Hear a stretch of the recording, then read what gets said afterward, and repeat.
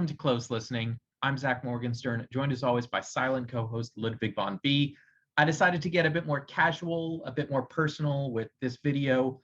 I recently saw a release by the great vinyl community YouTuber Giggins talking about, how he quote unquote got into vinyl records. And I thought it would be fun to make a video like that of my own. I think how exactly one conceives of this question, it's sort of really specific to when you were born within the constantly changing environment of music history.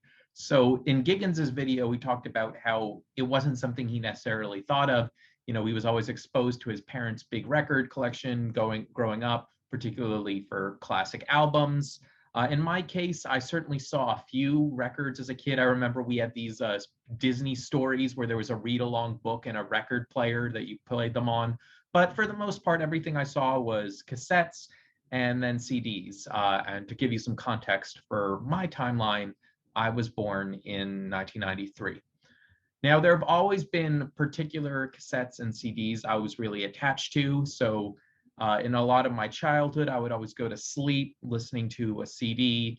And then the first time I really got into musicians, when I wanted to make a point of what my musical taste was, which wasn't necessarily what was popular, but I remember deciding when I was around 10 years old, I think based on his Christmas album, that I was really into Elvis.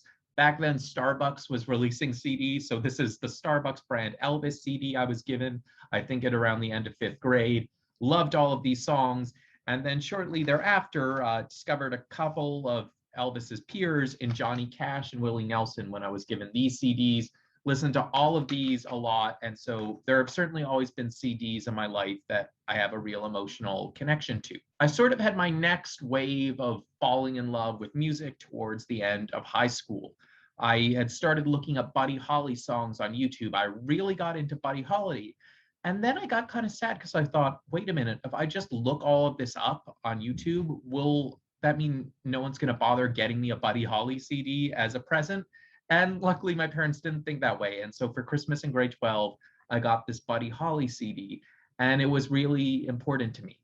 But I guess because I grew up with CDs and tapes, and I thought part of what it is to love music was to have them, it just felt really unnatural to me that other people, when they used YouTube or iTunes and now Spotify, they didn't view it as the cheating way. They just legitimately view it as the way. It doesn't occur to them to want a CD or a tape. The other thing is it feels like giving presents is such an important part of our culture. And for me, music is one of the things in our culture I most like and understand. So the idea that it would become obsolete to give people music as a present because they can just look it up on Spotify as early as, I guess, 2010, 2011, when I was finishing high school, starting off at college, I got really scared about that idea. So because I was starting to have some spending money of my own, I decided to start going to the now defunct HMV store to add to my collection. And right before I moved into my dorm at the University of Toronto, I added these 3 CDs to my collection. Gene Vincent, because again, I was a big 1950s rock and roll guy. This collection, it actually has stuff from after Gene 50s heydays. It's more singer-songwriter-y stuff. It's pretty interesting. It surprised me coming from the guy I only knew for Beat Bopalula, She's My Baby. I was really into the Celtic punk band Flogging Molly. And this CD, their music sounds a little different. They have a song called Revolution, which also appealed to the young, angry left-wing college student in me at the time. And I'd started, ironically, listening to Jimmy Buffett music. And as is often the case, ironic love turns into genuine love. So I got a Jimmy Buffett song, You Know by heart. It's a greatest hits collection. All the classic songs are on there. And then throughout my time as a college student, I continued to build on that CD collection. So at this point, Buddy Holly was one of my biggest musical obsessions, and the other one was Neil Diamond. So I had never had a Neil Diamond CD growing up, so I just had to get myself this gold collection. This includes the songs from his peak years, which are 1968 to 72. So of course, Sweet Caroline, but basically all the singer-songwritery stuff before he came to adult contemporary, but after his beginning pop phase. Meant a lot to me in lonely times.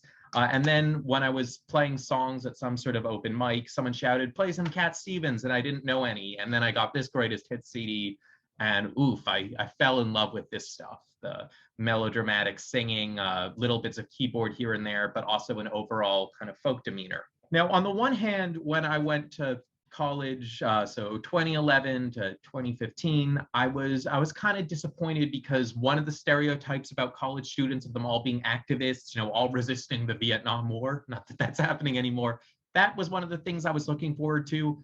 It turned out I went to college slightly too early. Nowadays people complain colleges are full of SJWs who protest everything. Back then, especially in political science, they were all liberals, eager to show off how moderate they were, eager to show off that they didn't believe in socialism, that they were all good capitalists. So I didn't have that part of the college experience, but the part of the iconic 60s, 70s classic college experience I did get is that lots of people were into old music. So a little bit my tastes with Neil Diamond and Cat Stevens and Buddy Holly, but definitely I met Bob Dylan fans and Beatles fans. For better or for worse, met Pink Floyd fans. Didn't quite agree with them on that point, but the point is I was able to bond with people over this love for classic albums. And so eventually it occurred to me that if I really love music, I should get music of some of my singers on record. So I went to this record store on Queen Street in Toronto. It's called Cops Records. I believe they've moved, but they're still doing well. They have multiple locations. It's one of the classic places to buy records in Toronto.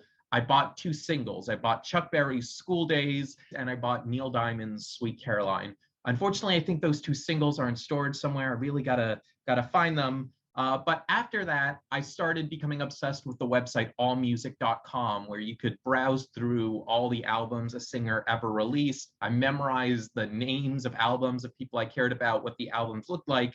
And eventually I started thinking, okay, I'm happy I have these single records I can hang on my wall, but I want to actually collect some of these iconic album artworks, ideally in vinyl record form. So I went back to Cops Records, and at this point I was really into the very early Cat Stevens stuff. I had known the song Here Comes My Baby all my life, so I was really excited when I discovered it was originally a Cat Stevens tune. And I found this double record of Matthew and Son, which is the record that is Here Comes My Baby, as well as the immediate follow-up record, New Masters. So takes up the space of one record, get two classic album arts, absolutely love this. And then before too long afterward, again, I just love Neil Diamond. So I had to find some of these classic Neil Diamond covers. And unfortunately, I did not find what I think is his absolute best album, Brothers Love's Traveling Salvation Show. But I did find the two next best things. I found Touching You, Touching Me, which includes Holly Holy. And it's a simple black and white photo, but I just love the aesthetic here. And then an even cooler aesthetic on this record, Taproot Manuscript. This includes a number of great Neil Diamond songs, Cracklin' Rosie, his version of He Ain't Heavy, He's My Brother, an underrated favorite of mine, which sounds kind of like a Jewish folk tune called Cold Water Morning, as well as his African suite, his attempt to write largely instrumental music inspired, I don't know the specifics, but by African folk music. So arguably Neil Diamond's most ambitious release, and I got to add this to my collection. So these are essentially what I think of as the foundational CDs and records that established me as a collector, and the collection has grown ever since. I would point out that at the time I bought those first few records, I didn't have a record player, so it was just for show. But a year later, I had a record player, and so that made it much more meaningful to add all kinds of things to the collection, not just albums I was absolutely invested in. So I'm well aware that on YouTube, there is what's known as the vinyl record community. And in some ways, I don't feel a part of that because I have the sense that people who are part of that, they're really into the specifics, what specific pressing of a record they get, what sound quality it is, what record player they're playing it on. I'll notice even someone like Giggins, he'll buy multiple copies of the same album and then talk about the sound quality on different ones.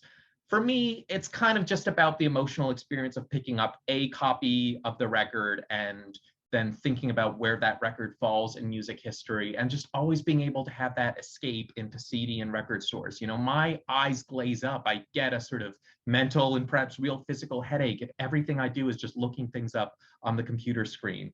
I need that spiritual experience of falling in love with a musician and then going out into the world to one of Toronto's great record stores like Cops or Sonic Boom or Dead Dog Records and just finding that special something.